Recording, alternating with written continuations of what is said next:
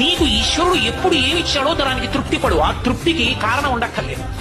ఆకలి సరిగ్గా లేదని 1000 రూపాయల మందులు వేసుకుని ఏడుస్తున్న వాళ్ళు కోట్ల మంది ఉన్నారు. వేల పట్టున ఆకలిస్తోంది, సంతోషించు. దాహం వేస్తే మంచినీళ్లు లోపలికి వెళ్ళక మధ్యలో కన్నం పెట్టి గొట్టం పెడితే ముక్కులోంచి పోసుకుంటున్న వాళ్ళు ఉన్నారు. గుటుక్కు నీళ్లు తాగితే లోపలికి వెడుతున్నాయి, సంతోషించు. రాత్రి తిని పడుకుంటే పొద్దుడికి కడుపులో పోట్లు వచ్చి జీర్ణం అవ్వక ఏడుస్తున్న వాళ్ళు 1,00,000 మంది ఉన్నారు. తిన్నది గుండ్రాయి అయినా సరే తెల్లారేటప్పటికి జీర్ణం అయిపోతోంది, సంతోషించు.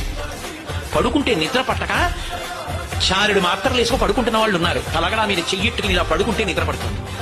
పుస్తకం ఉంటే తప్ప మాట్లాడలేని వాళ్ళు ఉన్నారు. వేదిక ఎక్కి కూర్చుని మాట్లాడటం మొదలు పెడితే గంగా ప్రవాహంలో వస్తుంది, సంతోషించు ఈశ్వరుడి కారుణ్యానికి.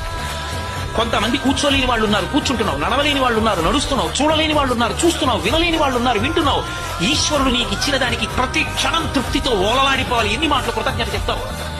అది మానేసి ఎప్పుడు ఏదో పోయిందాన్ని తలుచుకుని ఏడవడం కాదు, వచ్చేదాన్ని ఊహించుకుని అలా జరిగితే బాగుండని